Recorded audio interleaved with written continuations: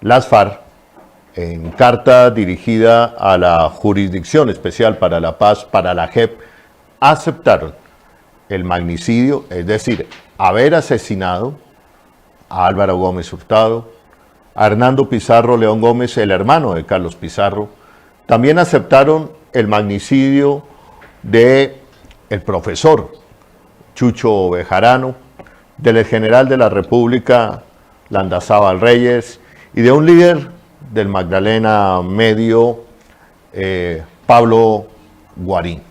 Emilio Guarín. Emilio Guarín, más exactamente. Pablo Y para Emilio hablar Guarín, del tema, de ese tema que a todos nos sorprendió, ese reconocimiento por parte de las FARC, creo que es obligado a hablar, discutir con el querido colega Jorge Gómez Pinilla, quien precisamente este año, hace pocos meses, publicó su investigación periodística de varios años denominada Los secretos del asesinato de Álvaro Gómez Hurtado. Él en el libro esboza una tesis sobre quién o quiénes y por qué estaban detrás del asesinato de Álvaro Gómez, una tesis que no contemplaba en el momento de escribir su libro que fueran los autores las FARC. Es más, Jorge se mantiene en el dicho de que aquí hay un gato encerrado con esa declaración que hacen las FARC. Por otro lado, gente dice, bueno, ahora que las FARC dicen, según ellos, la verdad, nadie les cree. Entonces, ¿en qué estamos? Pero precisamente en este momento de la noche saludo a Jorge Gómez Pinilla, mi colega, querido colega. Jorge, muy buenas noches y gracias por estar aquí en el tercer canal, La Voz de los que no tienen voz. Holman, muchas gracias por la invitación y pues sí, estoy muy interesado en hacer mis planteamientos frente a una situación muy extraña que yo considero traída de los cabellos, o como digo en mi columna del próximo miércoles, es una versión delirante. ¿Por qué? Porque la investigación que yo hice durante más de 10 años, no por ningún lado veía yo la supuesta participación de las FARC. En el año 2012 yo ya había hecho, analizado un documento que presentó José Obdulio Gaviria sobre un libro que supuestamente le entregó un guerrillero en el aeropuerto de San José del Guaviare y que aparecía como la gran revelación. Inclusive él lo estaba vendiendo por internet y yo se lo compré por internet porque tenía mucha curiosidad de eso. Y ahí descubrí que en la misma edición del libro aparecía una serie de ítems y mencionaba tiro fijo se refiere a la participación de la FARC. Y por lo que yo pude averiguar, inclusive con gente de inteligencia militar en el ejército, pues parece que más bien eso es un documento apócrifo al que, digamos, era un documento que sí tenía validez, pero le incorporaron los elementos que permitieran pensar que las FARC habían tenido una participación en eso. A mí me llama la atención que en este momento José Obdulio Gaviria está tan callado cuando fue él el que dio a dar ese documento. Y fuera de eso, no veo de dónde más se puedan agarrar las FARC para decir que fueron ellas las que asesinaron a Álvaro Gómez. Entonces, Jorge, en este momento de nuestra entrevista, contémosles a los colombianos, a quienes se están sumando en este momento a la transmisión del tercer canal, ¿cuál fue su tesis? ¿Cuál es la tesis que usted esgrime en su libro? Y después de que nos cuente esa tesis, veamos en dónde, por qué se cae la versión de las FARC o por qué, en dónde tendría asidero la versión de las FARC, según lo que a mí me comentan. Adelante, Jorge, ¿cuál es el resultado de su investigación? No, en resumen, se puede decir que unos militares contrarios al gobierno de Ernesto Samper y que querían sacarlo, invitaban muy a menudo a Álvaro Gómez a reuniones para analizar la situación política del país. En esas reuniones, en algún momento le llegaron a plantear a él, eso lo cuenta un artículo de Semana, que si él estaría dispuesto a asumir la cabeza de una junta de transición después de sacar a Ernesto Samper. Ellos no sintieron que les dijera que no, ni que sí, pero que, o sea, les pareció que había una especie de aprobación tácita de esa idea. Entonces, también en algún momento yo entrevisté a Miles Frechet, me fui a entrevistarlo hace 3 años a Washington, y con base en las cosas que él me contó, él me habló de alguien que fue a visitarlo a preguntarle qué opinaría el Departamento de Estado. No me quiso revelar quién fue esa persona, porque él me dijo al comienzo de la entrevista, hay secretos de Estado que no le puedo revelar. Lo que quiere decir que él podía hablar de situaciones generales, pero no dar nombres, o nombres de militares o esas cosas. Pero yo la impresión que me llevé producto de esa reunión es que alguien enviado por Álvaro Gómez, que me dio la impresión de que debía ser como un empresario, porque tuve la impresión de que no era un político, como un empresario, alguien que según Mike Fletcher tenía amplio reconocimiento nacional, le preguntó que qué opinaría el Departamento de Estado, o sea, los jefes del embajador, de hacer un golpe contra Samper. Pensaban que como el embajador era tan crítico de Samper a tal punto que le quitó la visa, que iba a estar de acuerdo con eso. Y se llevaron un baldado de agua fría cuando él les dijo, no, no estoy de acuerdo, olvídense, eso fue de los tiempos de Chile, eso fue de los tiempos de cuando Estados Unidos apoyaba o que la dictadura argentina, que eso ya pasó. Olvídense de eso, no es posible. Y entonces se vieron en una situación en la que ya le habían pedido a él que presidiera esa junta, o sea, ya le habían propuesto un delito, mejor dicho. Entonces, ese señor ya quedaba en el rango de un hombre que sabía demasiado. Y es importante también mencionar otros dos nombres, de otros dos crímenes que también se adjudican las FARC y que tampoco, de ningún modo me atrevo a pensar que hubieran sido las FARC, que son el general Fernando Landazábal y el académico Jesús Antonio Chucho Bejarano. Sobre todo este último, no veo yo que tuvieran ningún motivo de asesinar a alguien que había estado en reuniones con ellos, reuniones y conversaciones de paz en Tlaxcala, qué sé yo. O sea, no tiene ningún asidero. Y la investigación que yo hice mostraba más bien que a esos otros dos también los asesinaron porque sabían demasiado. A Jesús Antonio Bejarano le ofrecieron el Ministerio de Defensa. Y él le contó a un periodista de Semana que unos militares le habían ofrecido el Ministerio de Defensa y el periodista le preguntó, ¿quiénes fueron esos militares? Él dijo, no, prefiero reservar esos nombres. Esa información la publicó ese periodista en Semana y ese es el momento en que yo digo que ese hombre, o sea, Jesús Antonio Bejarano, quedó conocedor de una información que a los que se lo propusieron a él no les convenía para nada que un día fuera a abrir la boca. Fernando Landazábal se reunió, el general Fernando Landazábal se reunió con el Pablo Victoria, según cuenta Pablo Victoria en su libro, Memoria de un golpe, el que inclusive habla de 2 golpes, y entonces, supuestamente, Landazábal le dijo, reunámonos dentro de unos días y le cuento, que estaba molesto, que veía una percepción como que gente dentro del ejército había tenido que ver con eso.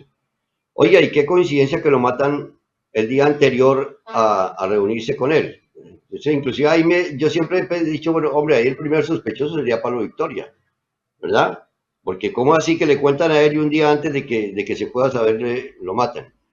Pero entonces, o sea, todas esas circunstancias son muy extrañas. el modus operandi como matan a los tres, pero sobre todo a estos dos últimos, es un hombre solo que le pega un disparo en la cabeza a Landazábal, un hombre que le pega un disparo en la cabeza a, a Bejarano en la Universidad Nacional y a Landazábal saliendo de su casa, y ambos salen caminando tranquilamente, como si tuvieran el perímetro protegido.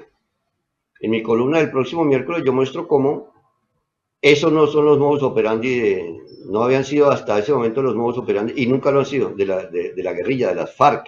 Y hablo de dos casos concretos, en los que sí se le podría inculpar a la FARC, uno de Pablo Emilio Guarín y otro de Celestino Mojica en Bucaramanga, que está ahí sí muy por el estilo. Llegan con camionetas, llegan con armas de largo alcance, disparan, rematan hasta tener la seguridad de que se ha muerto y huyen. Entonces, por eso les digo, me parece muy extraño.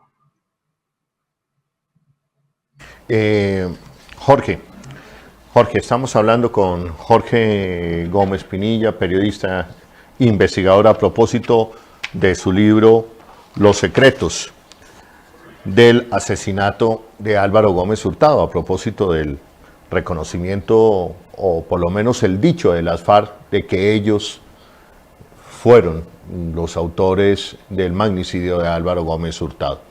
Para resumir tu tesis, Jorge, y usted me corregirá, a Álvaro Gómez Hurtado lo asesina una extrema derecha militar. Sí. Usted señala nombres que quienes podrían estar involucrados, según usted, hacían parte de ese complot de esa extrema derecha militar. Sí, claro. Yo menciono, pues, inclusive no es que yo los acuse, sino que formaron parte de las sospechas de la investigación. Digamos, fueron personas sometidas a investigación y en primer lugar le menciono al coronel Bernardo Ruiz Silva, sobre quien hubo un acervo probatorio inmenso, inmenso. O sea, es que la cantidad de testigos que hablaron de las reuniones que hacían en el motel Los Gansos de Bucaramanga, de la gente, un René Carvajal, un Emilio Primero, un Omar Berrío Loaiza, un Carlos Gaona Ovalle, o sea, mucha gente involucrada. Y entonces, ese coronel Bernardo Ruiz Silva trabajó bajo el mando del general Ricardo Emilio Cifuentes en la Quinta Brigada, Segunda División de Inteligencia del Ejército. Y a la vez, ese general trabajó también en la Quinta Brigada bajo el mando del general Harold Bedoya, quien era el comandante del ejército y de quien Miles Frechet, como si me quisiera decir, mire por este lado, me habló de una carátula de la revista Semana en la que se titulaba Ruido de Sables. Y él me decía, casi escandalizado, cómo es posible que ese artículo mostraba cómo el comandante del ejército estaba conspirando de algún modo contra el presidente Samper, y el presidente Samper no tuvo el coraje, o yo no sé, no recuerdo en este momento la palabra exacta, para haberlo retirado del ejército, lo cual daría a entender, según Frechet, que no tenía Samper el poder político para salir de esa persona. Y siempre se supo que en el ejército estaba el comandante del ejército, Harold Bedoya, y el comandante de las fuerzas militares, el general Camilo Zúñiga, que sí, hasta donde se sabe, no se puede relacionar con los golpistas. O sea, parecía que si se pudo mantener Samper en el poder, fue gracias a que había ese equilibrio.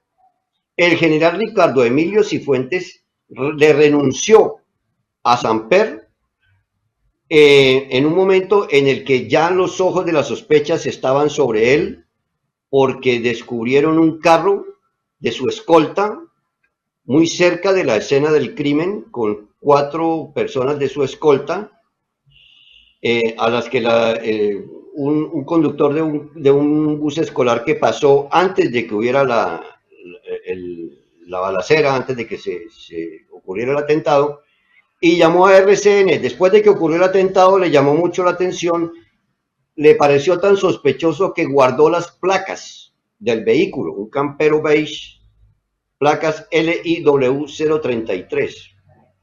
Al general Cifuentes lo interrogaron, digamos, en versión libre sobre eso, lo interrogó el investigador que más tuvo que ver con eso, y decía que lo notaba muy nervioso. Y él dijo que había mandado a su escolta a comprar unos ejemplares de la revista Cromos, que tenía su sede por ahí cerca. El recibo que hicieron de esa venta de esos 4 ejemplares, como era una cosa hecha como a la carrera, lo hicieron a mano. La persona, o sea, le pidieron a la persona del archivo de semana que hiciera ese recibo y se equivocó en la fecha. En lugar de poner 2 de noviembre, puso 2 de octubre. Entonces tuvieron que volver a pedirle que hiciera un nuevo recibo, un recibo que no era un recibo tomado de la facturación o de la contabilidad, sino una cosa hecha a mano. Y cuando le preguntaron por qué, o sea, para acabar de completar, en la sede de la Escuela Militar de Cadetes que él dirigía, y que quedaba en la calle 80, se queda todavía cerca del lugar de los hechos, a ese lugar llegaban 4 suscripciones de la revista Cromos. Eso hacía todavía, o sea, a mí el investigador, el principal investigador del tema, Germán Marroquín, me dijo que esa era una coartada muy débil. Y a este investigador, Germán Marroquín, a él le tocó exiliarse, irse a Francia, porque el fiscal Alfonso Valdivieso le dijo: yo a usted no lo puedo proteger, usted está en una situación muy peligrosa, le toca irse. Antes de irse, el investigador dio una instrucción clara: sigan la línea Cifuentes, investiguen. Este señor, según parece, está comprometido. Pero después de que él se fue, esa línea de investigación la abandonaron. ¿Por qué? No sé. Un tiempo después, Alfonso Valdivieso se lanzó a la presidencia. Parecía que no le convenía a él tampoco ahondar en esa investigación. Apoya el trabajo periodístico del Tercer Canal. Ingresa a la app o a www.nequi.com. En la app ve al signo pesos y elige la opción enviar plata o a la opción recargar. Recuerda que en la página web escoges la opción recargar. Ingresa a la aplicación o a la página web de DaviPlata. Dale clic a la opción pasar plata. Elige la opción a otro DaviPlata, llena los datos y digita el número de cuenta 304-271-5010. Continúa los pasos y confirma tu aporte y listo. Juntos visibilizamos la otra Colombia. Si te gusta nuestro contenido y no quieres perderte nada de la agenda alternativa, suscríbete a nuestro canal y activa la campana de notificaciones. Recuerda darle like a este video y por supuesto compartirlo con tus familiares, amigos y conocidos. Así juntos visibilizamos la Colombia profunda. Recuerda, somos el Tercer Canal, la voz de los que no tienen voz.